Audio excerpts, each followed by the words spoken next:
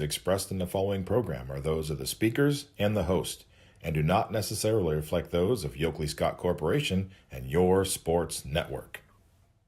Yeah, I've been closer to Jesus before, so can you help me out? Oh, can you help me out? Am I on my own? Am I on my own? But can you help me out? Am I on my own? Am I on my own? Or can you help me out? Can you help me out? I've been scared to look in my soul.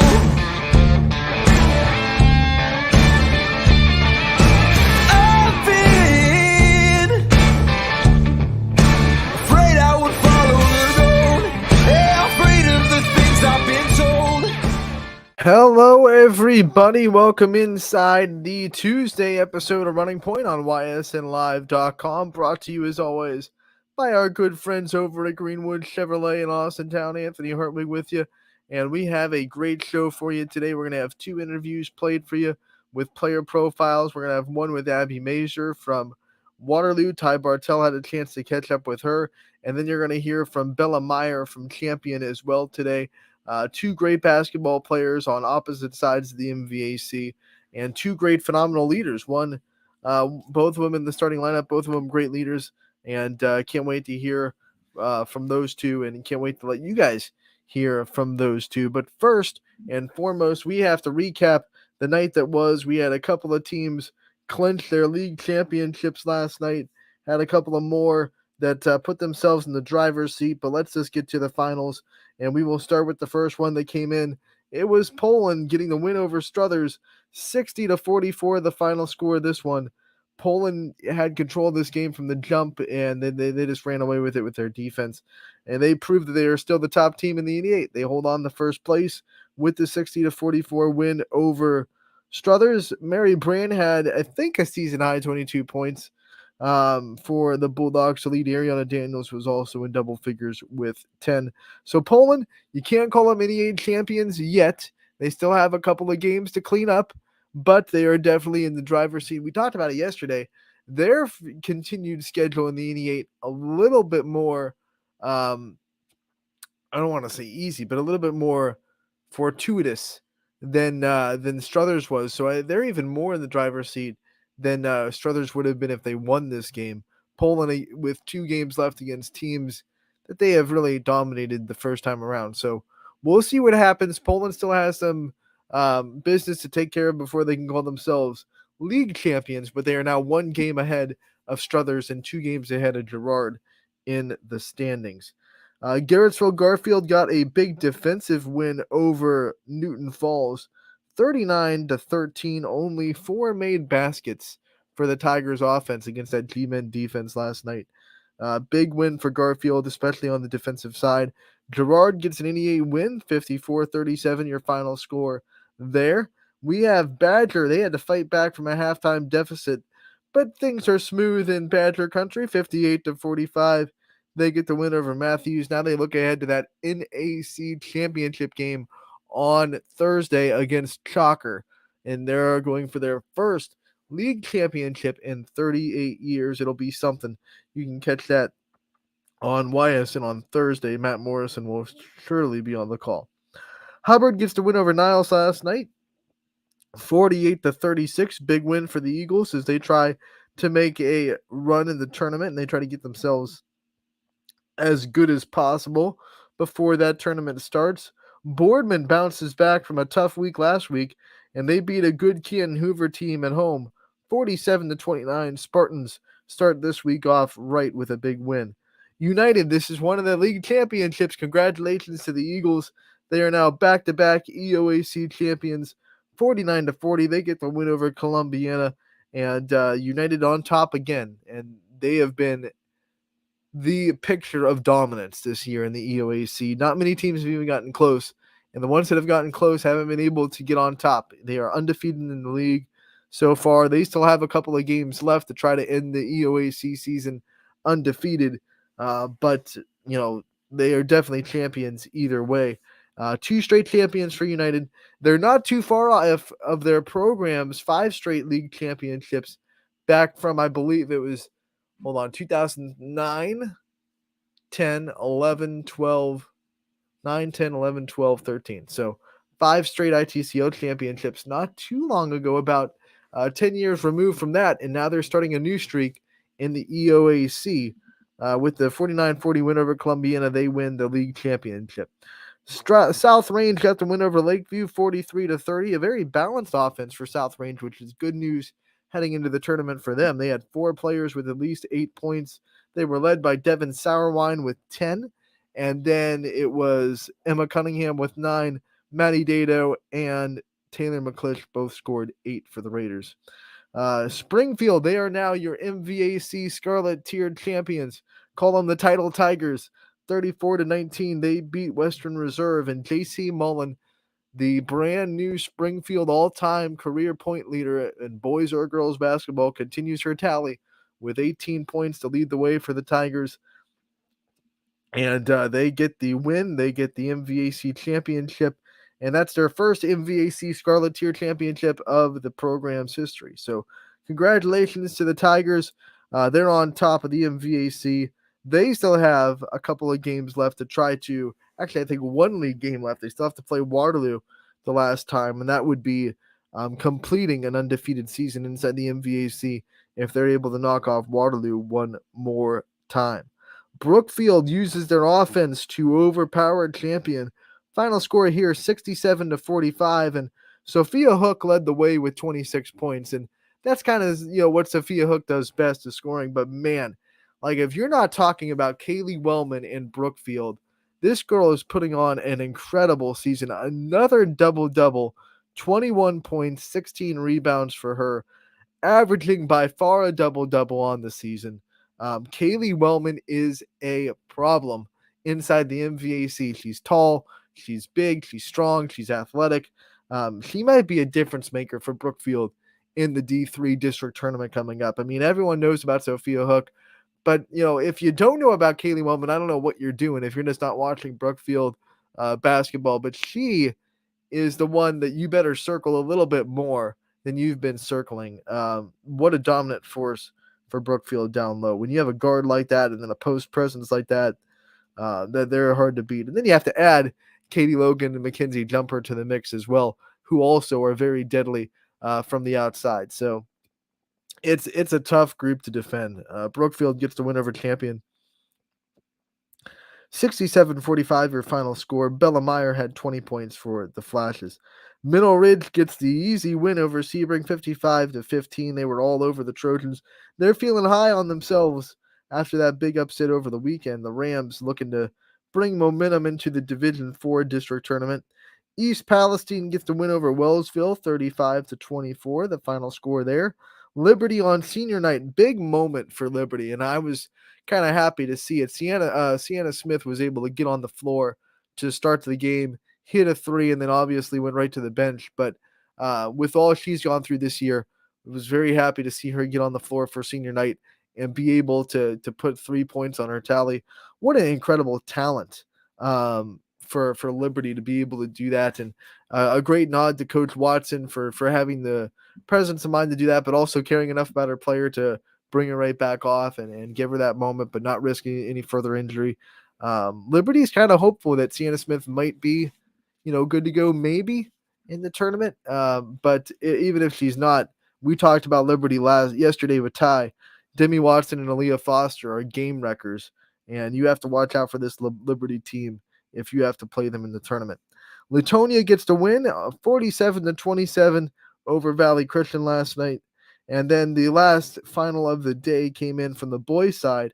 It was Wyndham getting a 67-64 win over Grand Valley in Rocket Mortgage Fieldhouse. Another big show put on by YSN teams in the Fieldhouse in Cleveland. And this one was no different. Wyndham gets the win, 67-64, the final score for you there. Those are your finals from last night. a big night. Congratulations to Springfield and United for clinching their conference championships. Poland got first place in the NE8. They still have to take care of a couple of things before they can call themselves outright champions. But a big night for some conference pictures and the way it's going to look going forward. So congratulations to all the teams that took those steps. The MVAC grade tier right now in girls basketball is the one that is still the most up in the air. We still have Garfield and Crestview having to work it out. And that game coming up very, very shortly. But when it does, it'll be a very big game. And that is really the last conference with a lot of YSN teams that is up in the air. So we'll see how that turns out later on in the season. But for now, we have interviews to get to. We have 2 interviews to get to, 2 great player profiles. We're going to start in Waterloo with Ty Bartel catching up with Abby Mazer. Great basketball player, broke a 3-point record earlier this season. A great shooter, a great leader, a great personality. Ty Bartel had a chance to catch up with her. Let's hear what she had to say. Welcome in, everybody. Ty Bartel in with another edition of Player Profile. This time we go over to the community of Atwater with one of their seniors on the girls basketball team this year. It is Abby Mazer. And Abby, how are we doing today? Pretty good. I mean, let's look at first and foremost just your basketball experience and start at the beginning, I guess, before we start getting into the Waterloo high school days and everything. Where did this love of basketball begin for you? Where did you first find yourself into this sport and start really developing a passion for it? Yeah, so I grew up, my brothers played basketball, always a lot taller than me, so it always made me mad whenever I'd get like stuffed or something on the court. So we always would play out in the driveway and stuff. That led into getting in a rec league. I grew up in Akron, so I played for like a little rec league there. And then I ended up moving out here, playing for rec leagues out here. And then that led into middle school and playing for Waterloo. What is your earliest rec league memory playing basketball, or one that really stuck with you that made you really want to keep going with the sport?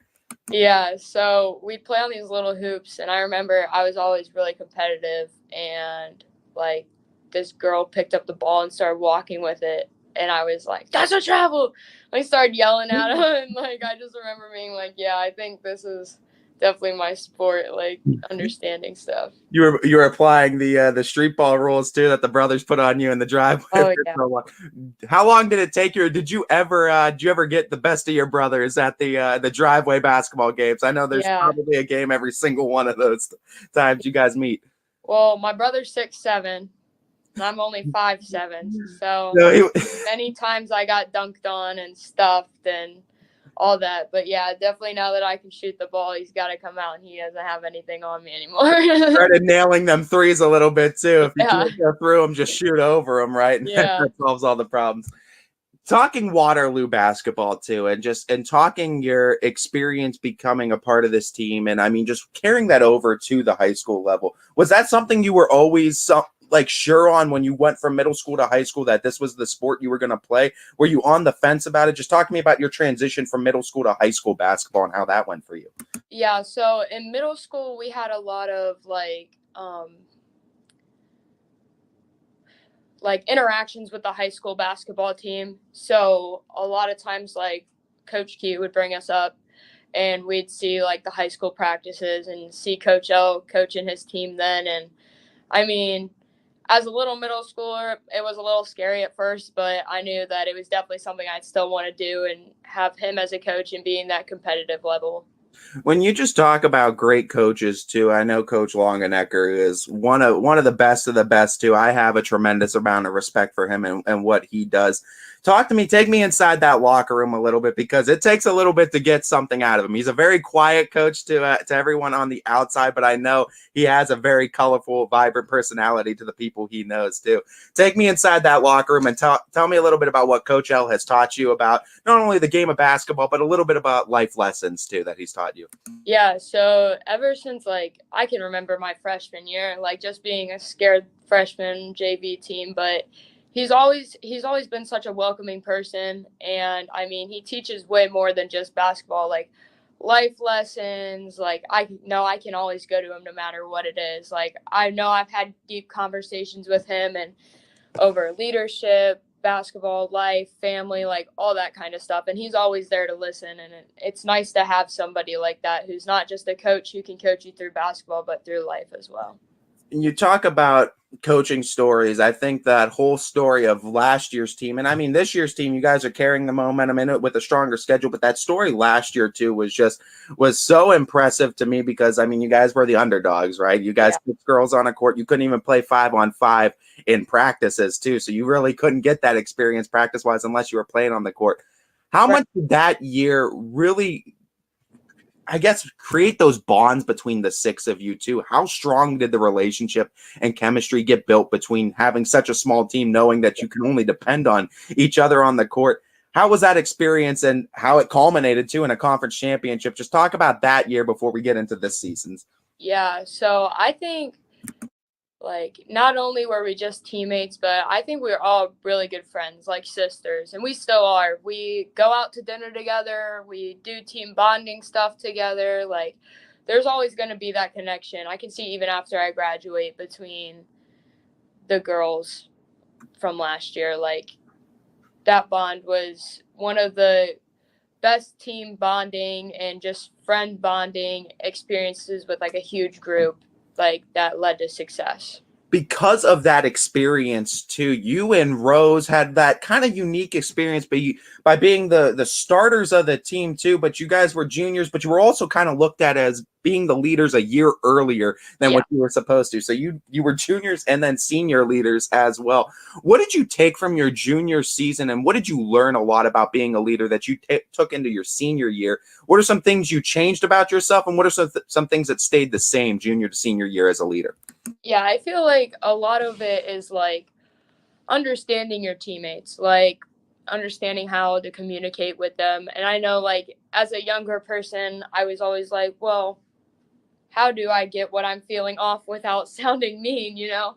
But like as the past 2 years have gone, I've definitely developed better communication skills with the team and like understanding what everybody can do and everybody's skills level and what they're good at and what they might need work at and just working with each other on that.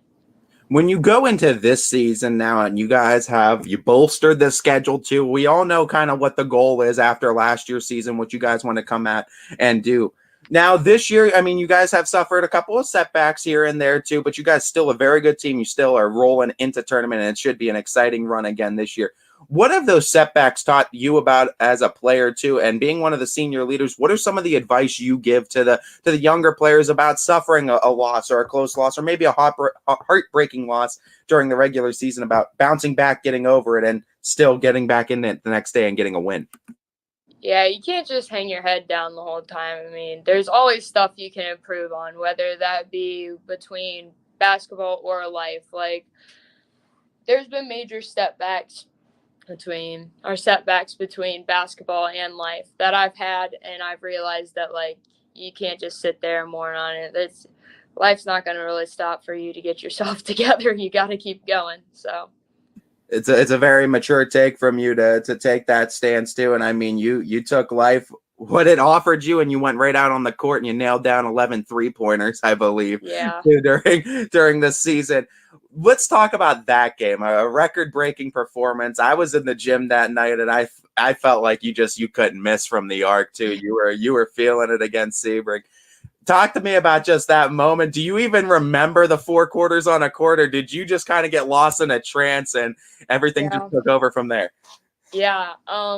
Going into that game, I feel like it's definitely a game I'll never forget. And like going into that game, there was some stuff that had happened previously. And, you know, we always talk about going out on the court and clicking that stuff off. So I definitely tried to, but like going out in that game, I just had a different mentality. I was like, this is like, there's just something about this game. So going off, I think I missed the first wide open layup and I was like, wow, okay, I see how this is going to go. And then I get the rebound. I'm pretty sure I hit the first 3 and I was like, okay. And then after that, I just started feeling it. And, you know, I was like, stopped thinking about it and I just went with it. And that's how that led to that.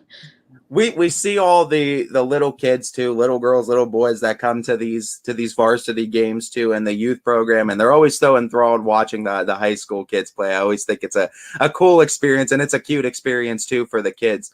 For all those kids that are no doubtably going to be watching, or I'm sure going to be tuning in, and all the kids that are saying right now that Abby Major is their favorite varsity basketball player, what's your advice to them about the young basketball players that have those hopes and dreams of playing varsity one day? What's your advice to those kids of, getting to where you are, and if they want to be Abby Major one day, how do they get to that varsity level? Yeah, so I actually have a 7-year-old little sister. Her name's Aubrey. She's at all the basketball games she can make it to, and she always plays hoops in the driveway with us, and she's always like, "Oh, I can't wait to play basketball when I get older." So like, I just always like to push her to be the best person she can. And I think that's very important, that people need to realize that basketball isn't just about basketball. It's about grades, family, everything. Like, so I think grades are really important, actually. So, I mean, focus on schooling and you can do anything that you set your mind to, really. Did you get yourself into like a time machine, or like get flashbacks of blocking Aubrey now in the driveway after your brother did it to you for so long? Yeah, she's nasty when she plays basketball. You got to watch your knees; she'll kick and stuff. So I try to stay away from her. Definitely excited to see another major go up through the system as well. You talk about grades too, and I definitely don't want to leave that untouched too. As far as schooling, of course, very important too to a student athlete's career and career after high school as well. What are some of your favorite subjects? What have you found yourself getting interested in, I guess, hobby wise, or even just interest wise in general through school, through subjects, and just some of your other major interests? Yeah, so I like school. I don't have a problem with school. Math, I've always struggled in school a little bit, but actually coming into high school, like my grades improved a lot. And I think it was really more focusing on the fact that I had something to look forward to, which was basketball, and that I needed to make sure that my grades were good so I can continue doing what I love to do. So math was pretty good. I'm like really good at science for some reason, even though I don't understand it half the time. But right now in my senior year, I'm in band, which band nerd, I hear it all the time. But like, I feel like if you enjoy something, you shouldn't have to change what you enjoy to make people like you more. So be yourself all the time. But yeah, I'm in band. I'm in a computer science class. That's pretty cool. I do like coding and stuff. Again, kind of nerdy, but whatever. And I'm in British language arts, like, so just your normal classes. I enjoy them all. I know a few guys that program too. I have no idea and I don't understand it. So much respect to everyone that can do it. It takes a certain level of intelligence too. But also, I mean, you're doing band with sports too. And I know like the time commitment that one of those things take. And I mean, you're doing both of them. Just how have you been able to manage your time, and what did you learn about time management skills? Also, let's talk about band too. What's the instrument that you play too? And talk to me about the journey with that as well. Yeah, so starting in 6th grade, I did band just to fill one of my class things. I stayed in it. I'm do percussion, so drums and stuff like that. But like time management wise, through basketball, like we've always kind of done, like I've always been involved year round in basketball besides the time period I can't be.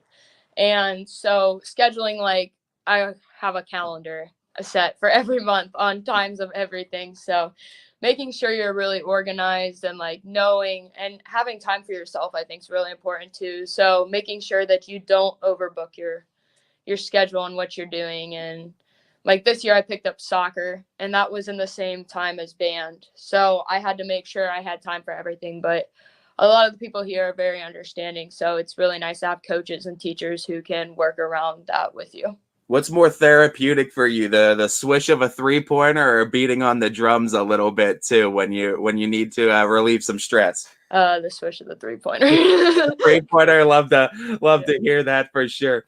You talk about this. I mean, you talk about this whole experience of this season. I mean, you guys now know where you're going to be for tournament. It's going to be your last tournament run. I know the games are becoming shorter and shorter. I think every coach talks about this. You have like 80-some games at the beginning of your high school career, and it only gets shorter through there.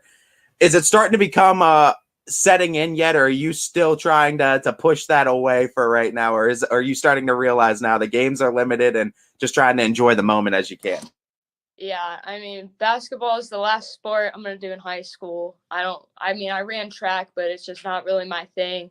So I think it's bittersweet. I mean, I know I'll always be involved in the program even after I graduate. That's something I would want to do, come back and help, or come in for alumni night and work with everybody. But I try to focus on the games coming up in the week. Senior night's the 9th for anybody who can make it. But senior night's coming up, and it's just, like I said, a bittersweet moment. Like, I don't want it to end, but I know it's going to have to.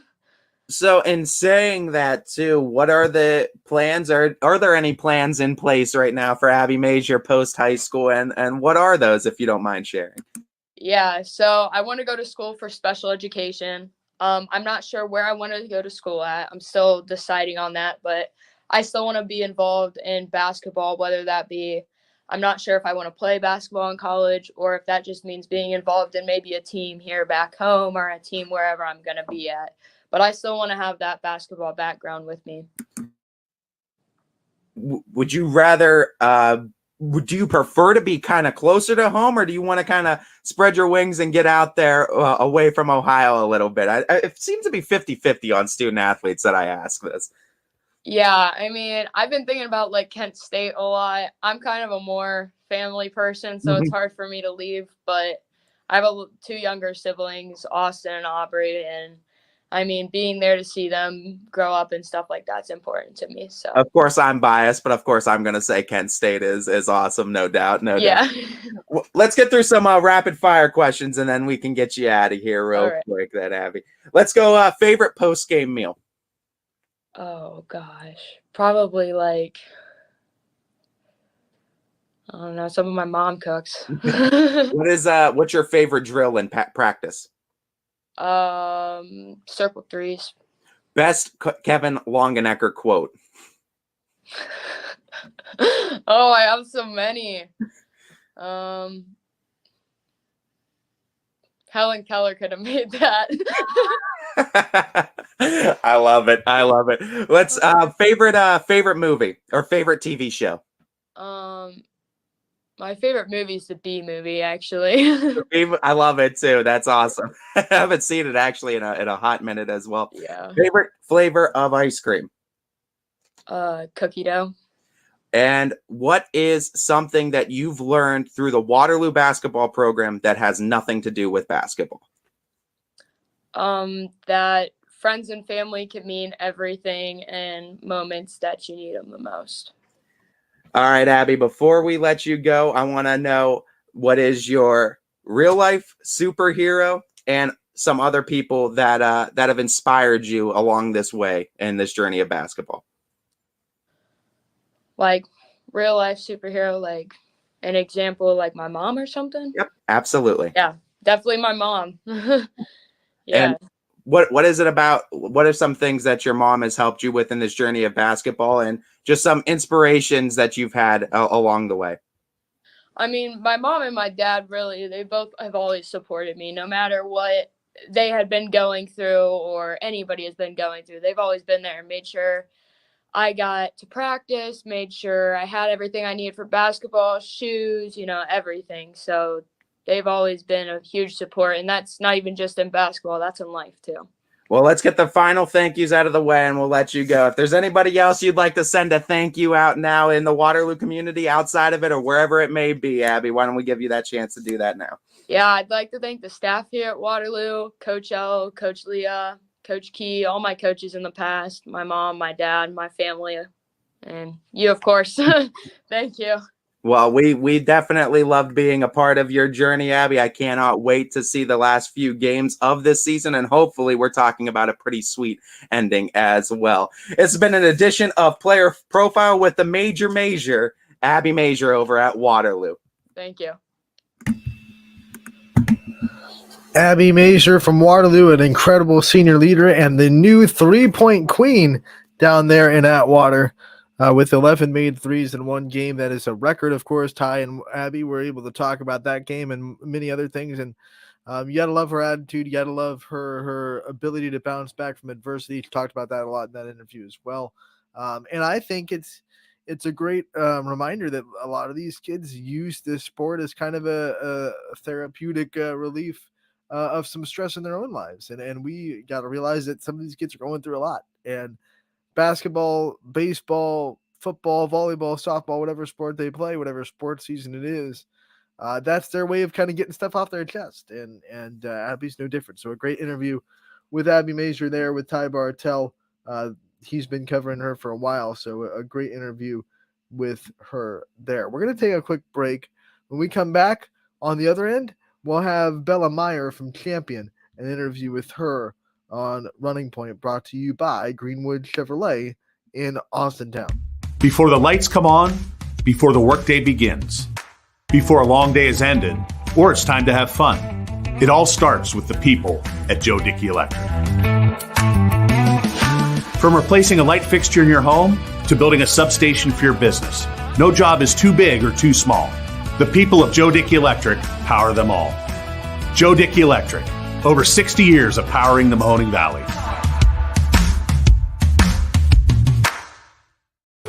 Why choose local? Because you live here, work here, learn here, relax here, and celebrate here. 21 WFMJ is our Valley's only locally owned TV station, and our focus is local. Other TV stations don't have that same focus, as their owners are somewhere else. But 21 WFMJ is rooted in the Valley. Local people making decisions that affect your life, right here where you live. You're looking to your future, preparing for your goals, and they're closer than you think. Because here, success is part of the plan. It's a place where academic and social opportunities are meant to prepare you for life, not just the next 4 years. You'll be equipped to face new challenges and turn hard work into a career. You're ready for your success to take root. And here's where it starts. We are Youngstown State University, and proud. Hi, this is Tommy Clem, owner of WRS Insurance Solutions. WRS Insurance Solutions is a local independent agency that specializes in life, Medicare, long-term care, and disability products. Call us at 330-953-3722 or visit us at wrsinsurancesolutions.com to learn more. Good luck to all the student athletes in the Valley. Welcome back to Running Point on ysnlive.com, brought to you as always by our good friends over at Greenwood Chevrolet in Austintown. They go the extra mile for you, and we always try to do the same here on YSN and on Running Point. And going the extra mile is what we're about to do with an interview we're going to play with Bella Meyer, the junior all-star from Champion, and she has been put in a big leadership position this year, especially the first half of the basketball season with all the injuries the Champion had to deal with. All eyes turned to Bella and said, hey, if we're going to have any success, it's going to be on your shoulders.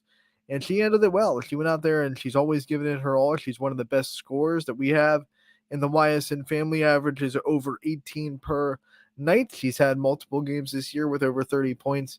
She's a prolific three-point shooter and an even better leader on the basketball court. Bella Meyer, the future Division I athlete, talking to us on Running Point. Here's an interview with her. We hope you enjoy, and we'll come back and then we'll preview the night of games on YSN. Anthony Hartwig here with a Champion girls basketball player profile. I am joined by Bella Meyer. Bella, thank you so much for taking the time to join us today. Thank you for having me. Now, the first question I got for you is obviously you're not a senior, but I'm sure it's felt like you have been one with the leadership that you've been having to put on yourself this season. Obviously, a couple of injuries early that have made you kind of the person that a lot of people lean on, especially the first half of the season. So what's it been like from your perspective to really maybe even lead more than you expected to this year on this basketball team? Yeah, it's definitely been like a hard change because last year we had seniors that were experienced and they knew what they were doing, but only having one senior and her just coming out this year, it's hard because I had to step up and I had to do more than what I would think I'd have to do. How much do you think you've grown as a leader over the last couple of months, especially on this team? I think I've grown more than I have this season than I probably have in my whole athletic career. You know, obviously, statistically, you keep doing what you're supposed to be doing, but what other things have you done to really build yourself as a leader this year on and off the floor with this group of girls? I've definitely like worked on like my mentality part of it because this season like has been hard because we've been down players and like injuries. So I think just like trying to like stay positive for everyone, it just like bettering us. That attitude's been so important, and it seems like even though the results haven't gone your way this season, champion still comes out with that winning mentality in every girl's sport. What is it about the school system and about going here and going into this culture that brings you that winning mentality every time you step on the floor? We have like a good like program, coaches, fans, and like support system. So I think having that positivity around us at like all times really like keeps our like confidence up. So like when we go into games or we just like step on the court for practices, we just always are like thinking the best and don't want to like go like think about the negativity, even though we're having like a rough season and all that. You've had a lot of support from outside that I'm sure has built your confidence. But what have you done internally that has helped you keep your confidence, especially as a scorer in this season? I think I've just like taken time by myself to like really just like reset and like having like my parents and like just like those key people in your life always like just stay on top of you have really helped me. You know, we've seen you pull up from the volleyball line this year for a three. I mean, you are not afraid to shoot anywhere on the floor. Where does that kind of mentality come from to the ability to just kind of, I'm going to pull up from anywhere, even if you're guarding me? Well, our coach, like, he kind of just trusts us with the ball, and he's like, he kind of just yells shot, and so like, what you've over like my years, like, he kind of just he trusts us, and like he like knows like like how our range is, so kind of just happens, and like I don't really get close to the line sometimes, so I don't really see where I'm like standing, so if the shot goes up, it just happens. Now, with that, obviously, when teams play you guys, they know that you're the person on the roster. They have to circle a couple of times, and they probably put a lot of defensive attention on you. What has that been like trying to get through that and trying to realize that the teams are doing everything they can to try to slow you down when they play champion? Well, when I know like a team is like just like trying to keep me like off the floor, I really like depend on like my team, and my coach does a lot for like the other players to make sure they are like getting the ball, and like if I can't like get the ball, I try to like be force like in a different aspect, like maybe like defensive or like setting screens so other players can get open. So just in a different category. You know, a lot of people look at this roster, the way it's built, and they look at the stat books and say, man, Bella Meyer is just putting the team on her back. But I want to talk about one of your teammates that has kind of been there with you throughout this whole kind of adversity that this season has had with the injuries and everything like that. But it's Kayla Haney. I mean, what has she meant to you, having her by your side and being able to play with her, and obviously the connection you two have, and just having someone else to lean on the court, and it really isn't all on your shoulders, even though sometimes it feels that way. Yeah, I'm very thankful. I've been playing with her since third grade, so our chemistry is just untouchable, and I can always like count on her to like keep me going and keep me up, and like with my attitude. And it's kind of like twin telepathy when we're on the court. Like I feel like if I throw the ball, like she's always there. So like I really can't be more happy playing with her. And only having like one more year, it's kind of upsetting. What were some of your personal goals that you wanted to kind of accomplish this year as a basketball player when you started the basketball season? I really wanted to improve like my ball handling and my mentality because I in the beginning it was kind of hard because like with all the injuries, like we think out of our 4 out of 6 players, like they've gone like through an injury, so having not like our full team, it was like hard on me, so I just tried to improve that. Obviously, one of the big reasons why you were able to get through it was your coach. You've brought him up already a couple of times, Coach Cole, one of our favorites. What is it about him that makes this program so special and always kind of puts you guys in the position to win games? As a coach, he really like cares about us as just people and not just players. So he really gets like to know like he wants to know like our opinion, and he like respects what we think. So him just knowing like us as a person also helps him like coach us as a player because he knows like our style and everything.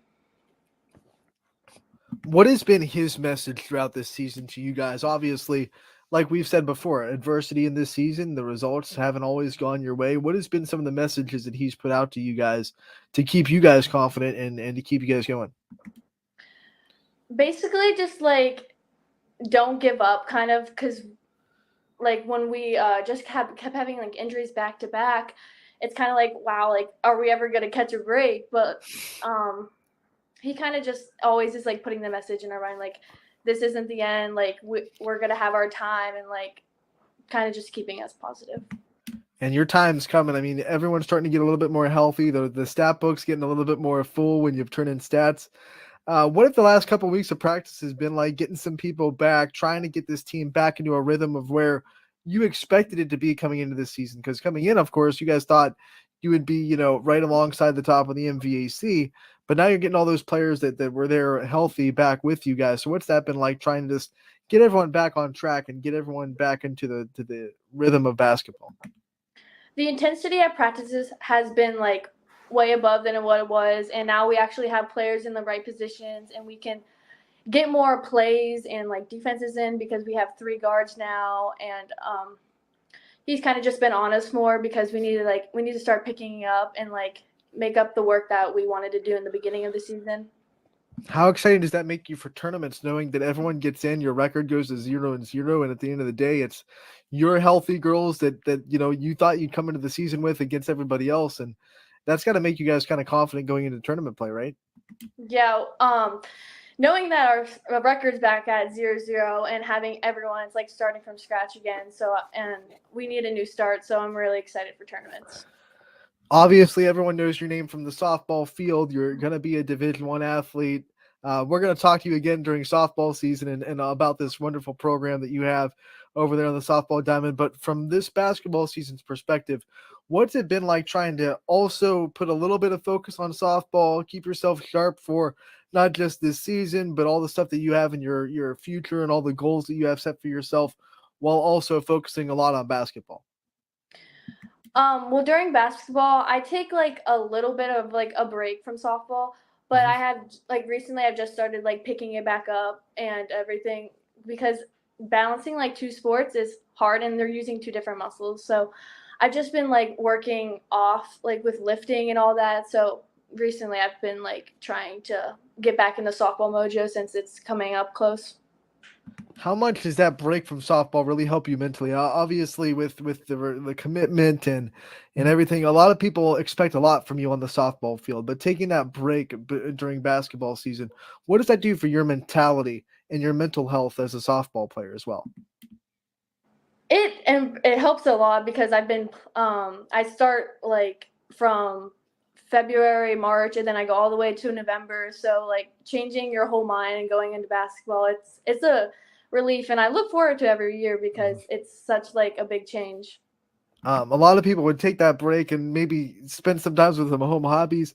What made you want to take the break and use that break to be in such a physical sport like basketball? Well, I like staying busy, so like playing just a different sport gets me going, and it still like is helping me in a different way. So All right, so obviously softball is going to be the sport that you go on to play, but what are some things that you take from the basketball season and playing basketball that you kind of use in your softball game?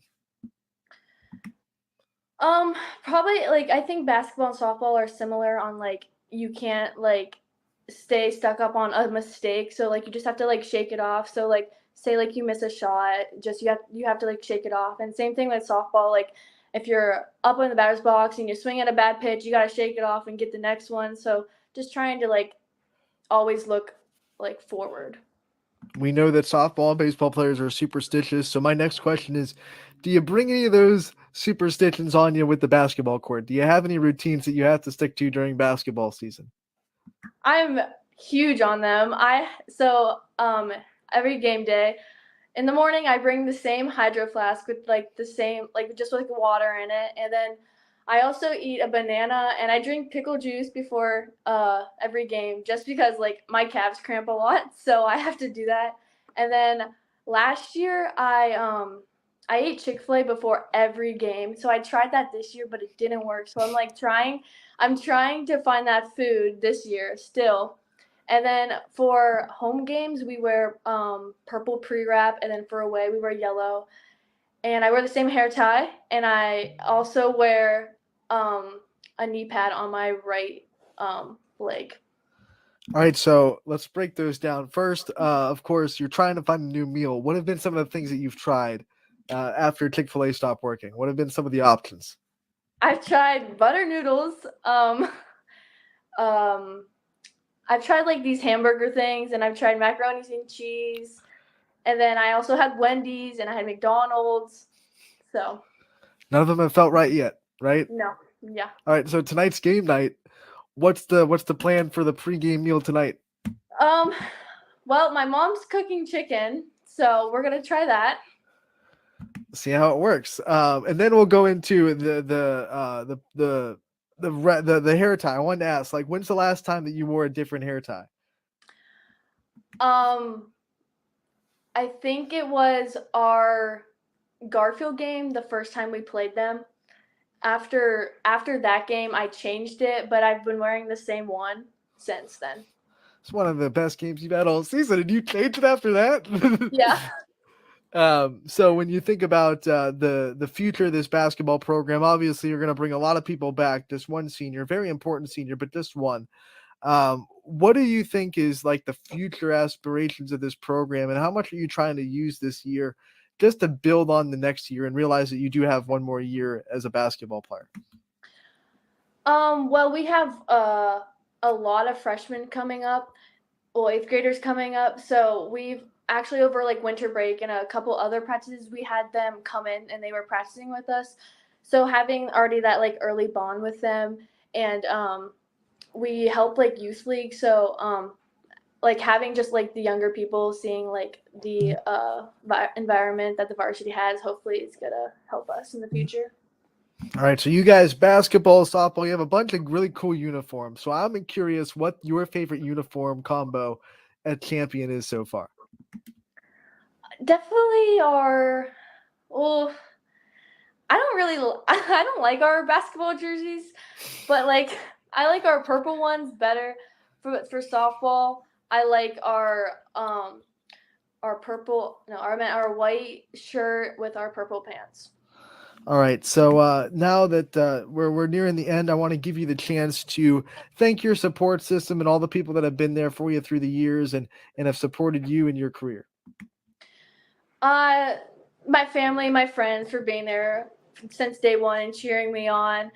The coaches I have now, Coach Cool for always like pushing me and definitely knowing definitely giving me high expectations for this year and being the leader he wants. Coach Mo for being that person I can always rely on, and our new coach, Coach Abby, for always keeping my mental and mentality high, and she's helped me a lot this season.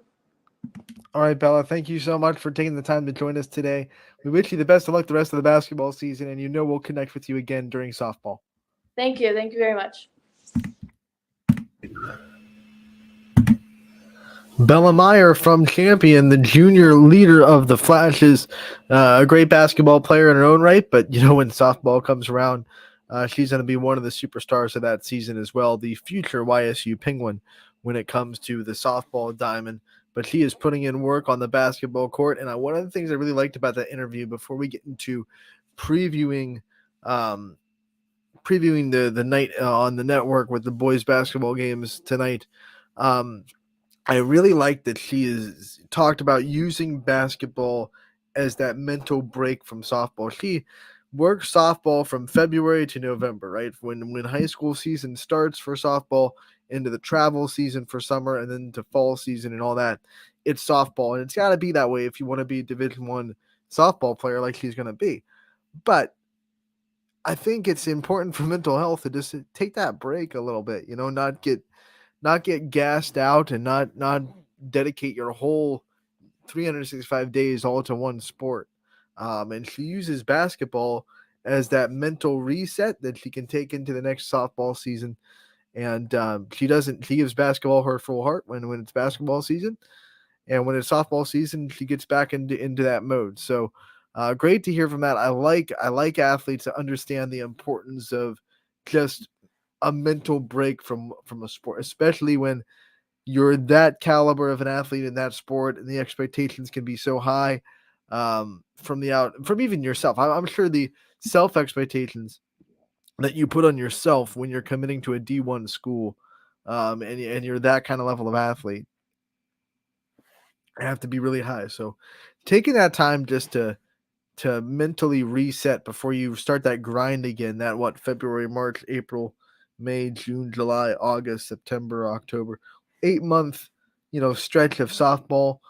Before you start that, just take a little mental reset and focus on something else. And right now she's focused on trying to get that basketball team back in sync. A lot of players back healthy, but it's going to take a minute to get those healthy players that haven't played all year back into the rhythm of basketball and back into the groove of the team. They worked so hard to find it without him, and now they're back into the mix. And yes, they're very talented basketball players, but at the same time, like, you can't just throw them into the toy chest and say, here, you're all going to work together nicely.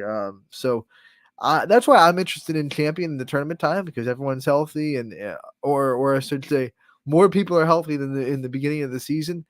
And they were coming into this year expecting to be, one of the teams competing for the MVAC, and now they have all that roster back that was having those expectations. So coming into the tournament time, what can they do? Well, we'll have to see. Bellemeyer will be a big part of any success they're able to have in the tournament. Like I said, last night she scored 20 points against Brookfield in their loss to the Warriors. But let's turn our eyes to the last night of January, Tuesday, January 31st, the last night of basketball. And it is 7 o'clock. Austintown Fitch goes to Boardman. Donnie Riccatelli on the call for that one. Also at 7, Bel Air will go into Beaver Local. Chris Sigler going to have the call for you from that game. Mooney will go to Youngstown East. Matt Marr and Jordan will have the call from Youngstown. Cheney goes to Ursuline. Jamie Thompson traveling with the Cowboys.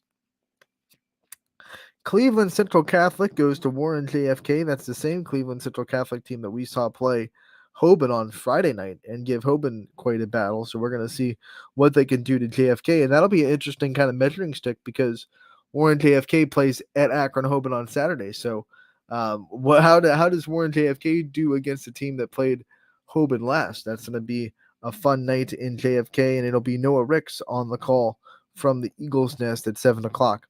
East Palestine travels to Wellsville. Coy will have you covered from the Tigers' den as they try to rebound from their loss on Saturday to Southern and try to keep their dominance in the EOAC. Fairport Harding will be at Pymatuning Valley. Sam Torres will have you covered for that one at 7 o'clock. Harrison Central will be at East Liverpool. Nate Kelly and Rob Kelly on the call from the Potter Fieldhouse, one of the best places to watch a basketball game in the Ysn family. Don't argue that point for sure. I'll be in the Thriller Dome again tonight as Lakeview comes to town to try to cool off South Range, who has been winning a lot inside the NE8 of late, and now just one game back of the leader, Gerard, from the NE8 as well. Liberty goes to Garrettsville Garfield. School broadcast has you covered in Garrettsville, 7 o'clock start time there. Lisbon travels to Southern. That'll be Rick Daly on the call at 7. Maplewood will go to Badger. Matt Morrison on the call. Badger has everything they want in front of them, but they also have work to do. They have to win out. They have some tough games ahead. Maplewood will be the first one that they have to deal with. 7 o'clock tonight, Matt Morrison on the call with you there. Salem will host Marlington tonight. 7 o'clock is your start time. DJ Oakley will be on the call for you there. Newton Falls will be at Crestview. Larry Scragg has you covered in the Rebels country. Niles will be in Hubbard. David Williams on the call for you there. Poland will be at Struthers, and that will be a school broadcast hosted by the Wildcats and their great broadcast crew. Waterloo travels to Jackson Milton. Richie Giuliano heading over there for that one. McDonald will be at Lowville. Eric Hughes on the call. Columbiana will play United. We're going to try to get somebody there. It's up in the air right now at 7 o'clock. Some other games that are happening tonight that will not be covered but will be happening, so go out there and support these athletes in person. Western Reserve will be at Springfield. Camel will be at Champion. Carrollton goes to West Branch. Girard will be at Jefferson. Jefferson County Christian heads up to Edison. LeBray will be in Brookfield. Perry goes to Edgewood. We have Sebring at Middle Ridge and then Latonia at Valley Christian. We do have one girls game tonight. It's going to be a boys-girls doubleheader in Lowville as McDonald comes to town for step one of that at 6:15. And then, of course, we already talked about the boys playing McDonald as well at 7:30. So a boys-girls doubleheader in Lowville tonight. Both games will be on the network. 6:15 your start time for the girls game, and then the boys game will be about 20 minutes after that. So those are your games on this Tuesday night. Head over to ysnlive.com/live to check out the full list of games you can watch on the network and enjoy a night of basketball. As for tomorrow's show, we're going to have Wrestling Wednesdays with Gary Altizer like we always do. It's going to be a great time with Gary. We also have Scotty Mincher in the studio as well, so we're going to all get together, have some fun on a Wednesday, and that's a great show to look forward to. We have more interviews, in the can for Thursday as well. It's going to be a fun week on Running Point. Stay tuned to everything. Power Hour will have you covered from 3 to 4 here today as well.